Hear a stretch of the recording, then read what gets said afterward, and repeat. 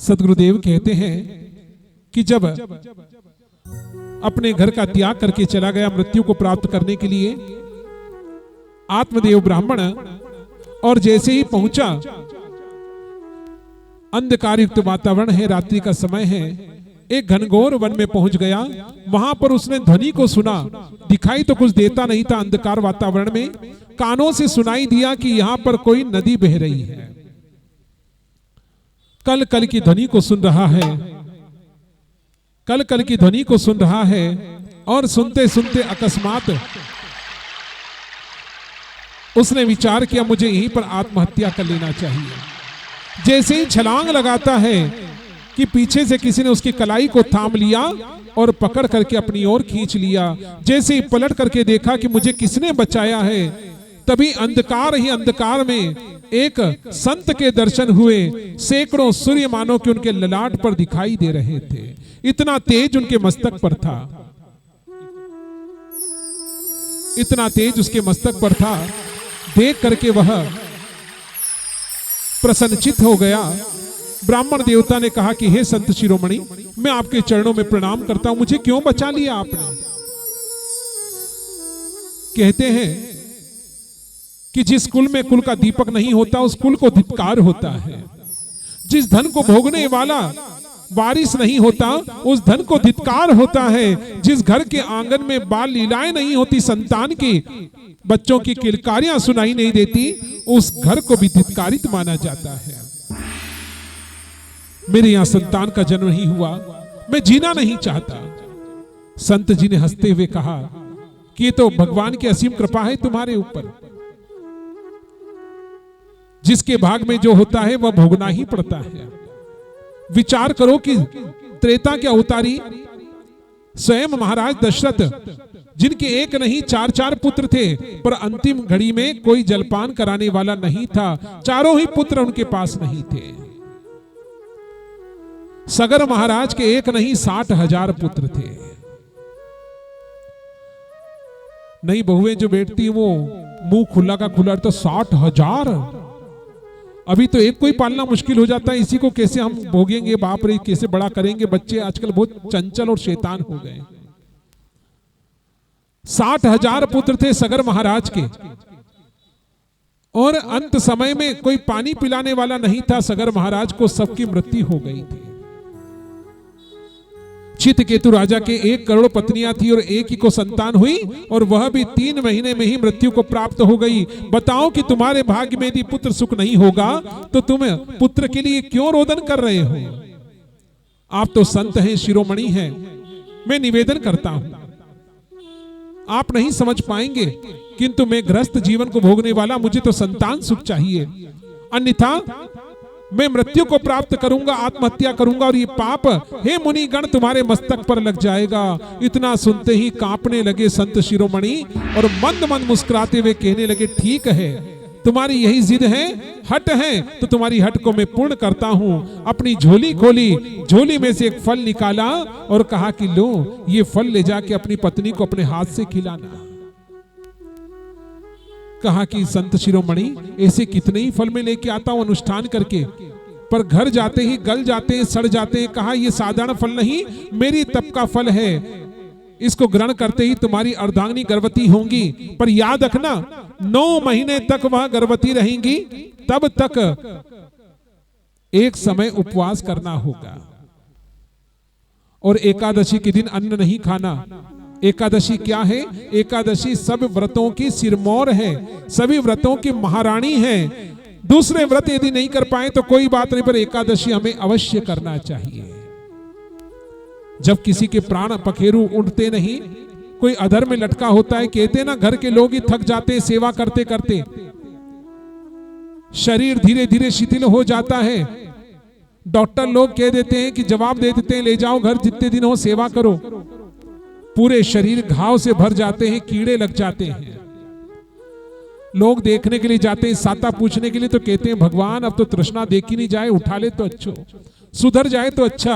हम कहते हैं कि यदि आप एकादशी का कोई व्रत करते हैं, और एकादशी का व्रत करने वाली कोई स्त्री या पुरुष घर मिलने के लिए गए उस प्राणी से, और उसके पास बैठ करके भगवान से मन ही मन कह दिया, भगवान मेरी एकादशी एक इसको लग जाए और इसको मोक्ष मिल जाए, तो भगवान उसको परम गति प्रदान कर देते हैं। पितरों को मोक्ष दिलाने वाला एकादशी का व्रत।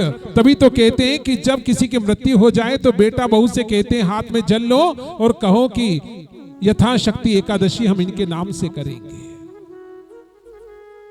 अब एकादशी करते हुए भी जो पुरुष होते हैं वो अपनी पत्नी की तरफ देखते हैं कि संकल्प लूं कि नहीं लूं। क्यों? क्योंकि फलार्थ देने वाली यही है। खिचड़ी नहीं बनेगी तो व्रत कैसे होगा? जय श्री कृष्ण।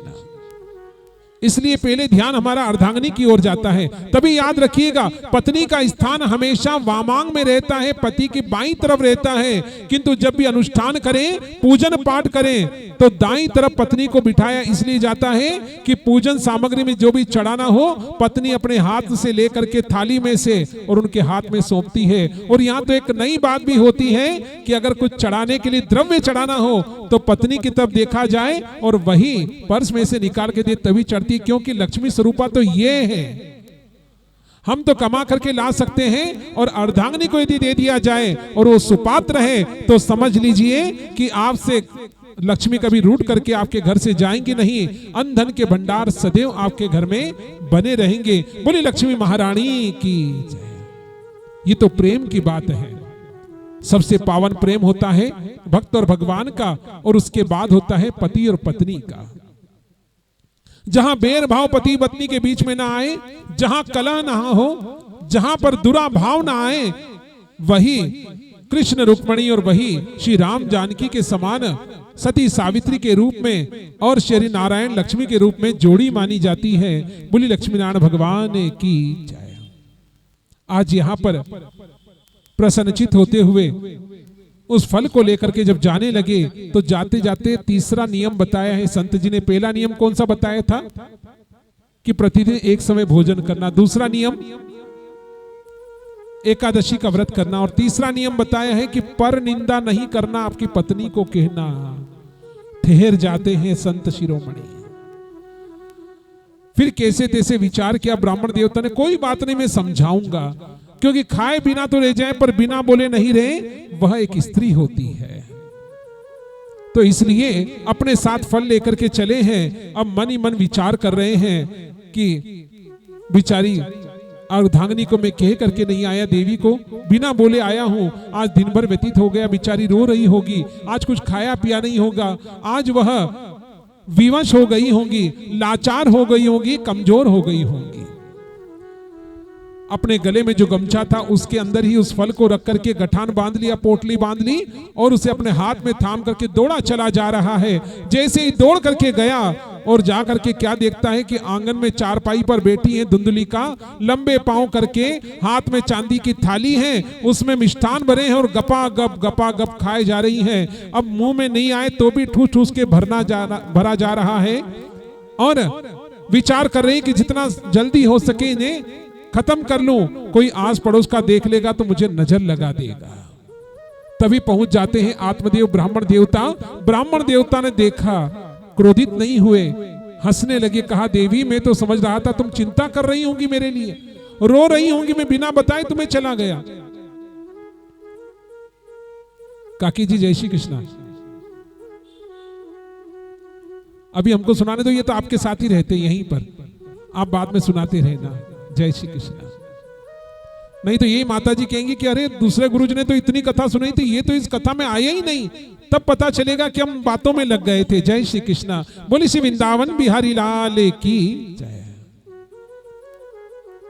कहते ना कि आप जब घर से निवृत्त होकर के जब कथा प्रांगण में जाते हैं तो आप तो कहते हुए आए होंगे जाही विधि राखी राम ताही विधि रहिए। अब आप तो अपना काम करके यहाँ पर आ गए, घर गृहस्थी छोड़ के। अब यहाँ की जितनी भी जिम्मेदारी है वो व्यास गादी की बनती है कि अब आ गए हो तो कथा सुन के ही जाना है। जय श्री कृष्ण। तो इस प्रकार से अपनी पत्नी से कहा कि देवी देखो तुम्हारे लिए क्या लाया हूं। अरे फल है पर सड़ जाएगा, गल जाएगा। कहा नहीं, ये साधारण नहीं, संत शिरोमणि के तप का फल है। जैसे ही हाथ में झेला और झेलते ही कहा कि अच्छा इसे अभी ग्रहण कर लूं। कहा कि हाँ, इसे ग्रहण करते ही तुम गर्भवती हो जाओगी। मुंह खुला का खुला रह गया, क्या मैं इसको खा के गर्भवती हो जाऊंगी? हाँ देवी, तुम गर्भवती हो जाओगी, हमारे वंश की वृद्धि हो जाएगी। और उस फल को उस थाली के अंदर रखा और थाली को चारपाई पर रखा। चलो चलो स्वामी, ऐसा करो, आप हाथ मुंह धो लो, सायंकाल की दिया बत्ती कर लो, मैं आपको भोजन करा दूं, उसके बाद फल भी ग्रहण कर लूंगी। कहा नहीं नहीं, मैं आता हूं भगवान की सेवा करके, जब तक तुम फल को ग्रहण कर लेना, पर याद रखना फल ग्रहण करने के पहले आप आचमनी कर लेना, जूठा मुंह जो आपका है उसे पुनः से शुद्ध कर लेना कुल्ला करके, उसके बाद इसे ग्रहण करना। और कुछ नियम है, मैं तुम्हें बता देता हूं। कौन से नियम? कहा कि इसे ग्रहण करने के बाद आपको एक समय भोजन ग्रहण करना है, दूसरे समय अन्न नहीं लेना, एकादशी का व्रत करना और पर निंदा नहीं करना है। अच्छा, ये कौन से संत ने बताया?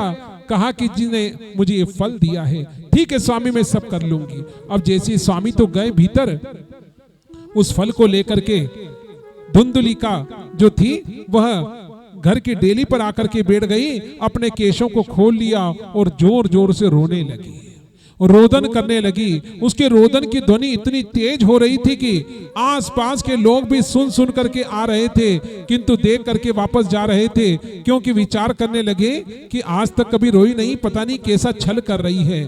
पर एक छोटी बहन उस धुंधुलिका की वहीं पास में रहती थी, दौड़ करके आई, दीदी क्या हुआ, दीदी क्यों रो रही हो? अब जब बहन दौड़ करके आई ना धुंधुलिका की, तो उसके आंचल को पकड़ के उनके बच्चे आ रहे हैं साथ साथ, एक नहीं दो नहीं 13 बच्चे आए हैं अपनी माँ के आंचल को पकड़ करके। इतने बच्चों को साथ लेकर के आई, दीदी रोती क्यों हो?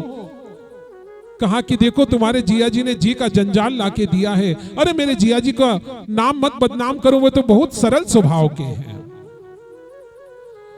वे तो कभी ऊंची आवाज में आपसे बोलते नहीं, कभी रोक टोक करते नहीं। मैं तो कहती हूँ ऐसे स्वामी सभी को मिलना चाहिए, सबके भाग खुल जाएंगे। अच्छा बताओ दीदी, इस फल में ऐसा क्या है? कहा ये तो जी का जंजाल है, पता नहीं किसी संत से लेके आए हैं, कहते हैं कि इसे ग्रहण कर लूंगी तो गर्भवती हो जाऊंगी। तो बहन कितनी अच्छी बात है, एक स्त्री की गोद जब तक सुनी रहती है वो अधूरी रहती है, उसकी गोद भर जाती है तो उसके जीवन की घड़ियां और बढ़ जाती हैं।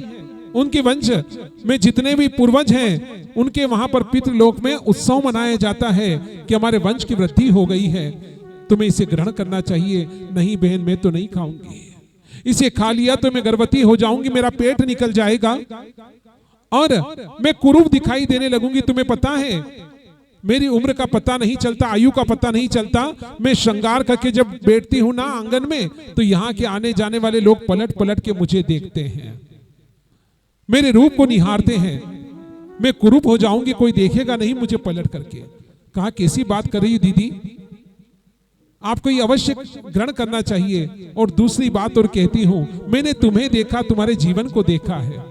अरे संतान को जन्म देते समय कहा जाता है कि स्त्री दूसरा जन्म लेती है, जब प्रसव पीड़ा को भोगती है तो मृत्यु जैसा कष्ट भोगना, अपनी सुध बुद्ध को बच्चा ना संभाल ले, उसके मल मूत्र को भी हमें ही सोरना पड़ेगा, तो ये नरक तो मैं नहीं भोग सकती, इसलिए मुझे ये नहीं ग्रहण करना। अरे दीदी मैं कर लूंगी, आपके बच्चों का पालन पोषण मैं कर लूंगी, आप तो ग्रहण करो। अरे वो तो तू कर लेगी, पर जापा कराने के लिए जब ननंद बाई सा आती है ना अपने अपने पियर को, तो मेरे से हिला डुला जाएगा नहीं, मैं तो चारपाई पर पड़ी रहूंगी। वे रसोई के जितने भी अन्न हैं वो तो देख लेंगे, साथ कौन उनका पीछा करेगा, कौन उनका ध्यान रखेगा, हमारे संदूक में कितना माल मताले सारा देख लेंगी, टटोल करके चली जाएंगी। कहा कि कैसी बातें कर रही हो, अरे धन किस काम का जिस घर को धन को भोगने वाला वंश का दीपक नहीं मिलता। कहा नहीं बहन मुझे तो नहीं खाना। तो एक काम करो दीदी, हम दोनों के बीच में एक सौदा पक्का करते हैं, ये 13 बच्चे हैं जिनको खाने के लिए अन्न के दाने मेरे घर में नहीं, तुम्हारे घर में खाने को बहुत है पर खाने वाला कोई नहीं है। तुम एक काम करना, पेट पर कपड़ा बांध करके गर्भवती होने का नाटक करना, और मेरे 1 महीने का गर्भ है, जैसे ही मेरी संतान होगी मैं तुम्हारी गोद में डाल दूंगी, उसके बदले में तुम मेरी झोली में थोड़ा अन्न और धन डाल देना, मेरे बच्चों का भी भरण पोषण हो जाएगा और तुम्हारी सुनी गोद भी भर जाएगी। मेरी संतान से कहा ठीक है, ये काम हम अवश्य करेंगे, ये सौदा हमारा पक्का हुआ। अभी बताओ बहन इस फल का क्या करना है? कहा कि बहन जो हम नहीं खावे उसका क्या करते हैं? तो कहा कि गौ को डाल देते हैं। देखो वो गौ माता बंधी हुई है, गंगी नाम की गौ माता, गंगी नाम की गौ माता बंधी हुई है ना, उसको चढ़ा करके आ जाओ। गंगी गौ जो थी ना, वो सारी वार्ताओं को सुन रही थी बैठी बैठी। जैसे ही दूर से गुड़काया उस फल को, वो फल जैसे ही समक्ष गया, घुटनों के बल बैठ करके उसने जो पीने के लिए जल रखा हुआ था उसको अपने दांतों में दबा करके ऊपर की ओर किया, तो वो घड़ा जैसे ही ऊपर जाकर के नीचे की ओर ढुलता है, उसके नीचे अपना मस्तक लगा करके मानो अपना स्नान कर लिया गंगी गौ माता ने। और फिर प्रणाम करके श्री नारायण को प्रणाम करके उसने उस फल को ग्रहण कर लिया। एक समय तो वह घास खाती थी और एक समय भूखी रहती थी। ऐसे करते करते समय व्यतीत होने लगा। एकादशी का व्रत आता तो वह न तो अन्न खाती और न ही घास खाती थी। इस प्रकार से समय धीरे धीरे व्यतीत होने लगा। और यहां पर छल कर रही है धुंधलिका की मैं गर्भवती हूं, मेरे संतान होने वाली है। एक समय की बात है, 9वां महीना चल रहा है, भाद्र का महीना आया है, शुक्ल पक्ष आया है, द्वादशी तिथि आई है। आज प्रसव पीड़ा को भोगते भोगते समय व्यतीत हो रहा है। फिर श्री सूत जी महाराज कहते हैं कि एकादशी का व्रत आया। उस एकादशी के दिन आज गंगी गौ माता ने जल तक नहीं पिया, एक घुट पानी तक नहीं पिया। जैसे ही द्वादशी तिथि आई है और उस दिन जैसे ही जाकर के स्नान किया, 3:30 बजे ब्रह्म मुहूर्त में ब्राह्मण देवता ने कि तभी गंगी गौ माता पुकारने लगी, बै बै करुण क्रंदन कर रही है। उसकी हुंकार को सुन करके प्रसन्नचित हो जाते हैं। स्वयं ब्राह्मण देवता कहने लगे, आ रहा हूं गंगी गौ, आ रहा हूं, मुझे पता है तुमने कल से जल नहीं पिया, मैं लेकर के आ रहा हूं। एक मटकी के अंदर गारे के माटी के एक हांडी के अंदर रात्रि भर जल भर के रखा था कि वो ठंडा हो जाए, शीतल हो जाए। उसे लेकर के जैसे ही जाने लगे और गौशाला में जैसे ही पहुंचे, देखते ही देखते उन्होंने देखा कि गंगी गौ माता ने प्रसव पीड़ा को भोगते हुए संतान को जन्म दिया है। ढोल मृदंग बजने लगे हैं और चहुओर जय जयकार होने लगी है, पुष्प वृष्टि होने लगी है। बोलिए गोकर्ण महाराज की। संतान का जन्म हुआ। गंगी गौ माता का जैसी संतान को, उनकी संतान को देखा, हाथ से घड़ा छूट जाता है। और जैसे ही घड़ा छूटा और मानो कि आज पाप की गठरी फूट गई है, ब्राह्मण देवता की दौड़ करके पूंछ की ओर गए और उनके बच्चे को उठा करके अपने अंगोछे से पहुंचते पहुंचते गंगी गौ माता की आंखों के सामने लेकर के आए हैं। गंगी गौ माता आंखों से अश्रुधारा बहा रही है और अपनी जीवा से अपने लल्ला को चाट रही है। पूरा शरीर उस गंगी गौ के जो लल्ला हुआ था, पूरा शरीर तो उसका मानव आकार का है, किंतु उसके दोनों कान अपनी मां के ऊपर गए हैं, गाय की भांति दिखाई दे रहे हैं, इसलिए उसका नाम गौकर्ण रखा है।